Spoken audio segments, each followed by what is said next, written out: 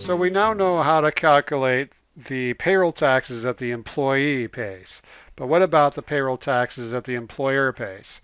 Well, we get to learn about those now. So we're going to learn how to calculate the employer payroll taxes for Austin Medicare, FUTA, SUTA, and workers' compensation insurance. So we will explain these on the next few slides. So the employer also pays Austin High, which is Social Security and Medicare taxes. The employer is going to match the employee's contribution. So if an employee pays $60 for Social Security in one pay period, the employer will also match that amount exactly. So the employer would pay $60 and the employee would pay $60. Same with Medicare. So in other words, for ASTI, both the employer and employee pay 6.2% of the employee's gross wages. And for Medicare, both the employer and employee pay 1.45% of the employee's gross wages. The employer also pays unemployment taxes called FUTA and SUTA. So these taxes provide unemployed workers with benefits. We'll learn about those on the next slide. So the two unemployment taxes are called FUTA and SUTA. So FUTA is the Federal Unemployment Tax Act. So because it says act, this is a law. So this tax, and it's relatively small, this tax helps pay for the administration costs of the unemployment program. It does not pay for the benefits that unemployed people get. So basically the FUTA tax is just paying for the salaries and the expenses of the people who run the unemployment offices. The SUTA tax, which is much larger, is the State Unemployment Tax Act.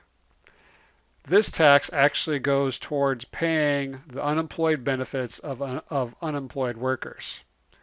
Now, payroll software often refers to SUTA tax as SUI, which stands for State Unemployment Insurance. So if you ever get a pay stub, instead of saying SUTA, it might say SUI, which is State Unemployment Insurance.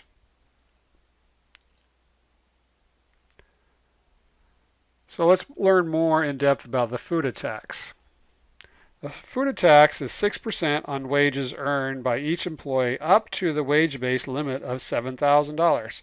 So much like Social Security had wage base well over $100,000, FUTA also has a wage base, but it's very small in comparison. So this means that the employer is only going to pay FUTA taxes on each employee's first $7,000 per calendar year. So once an employee earns more than $7,000 a year, then the employer stops paying FUTA tax for that employee.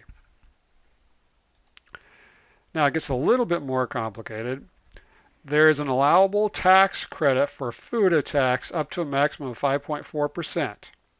Now what this means is if the employer pays its SUTA tax on time, now that's important that you understand that. This is talking about SUTA. So if the employer pays the SUTA tax on time, then the FUTA tax, instead of being 6%, it will be 6% minus 5.4%.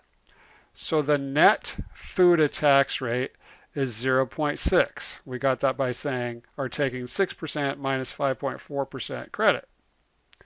So in other words, they're giving the employer a huge incentive to pay the SUTA unemployment on time. Would you rather pay 6% or 0.6%? Yeah, so you better pay your SUTA unemployment taxes on time. So in the homework, the authors are going to be assuming that the SUTA tax is paid on time. So the authors will remind you that the net FUTA tax rate is 0.6%.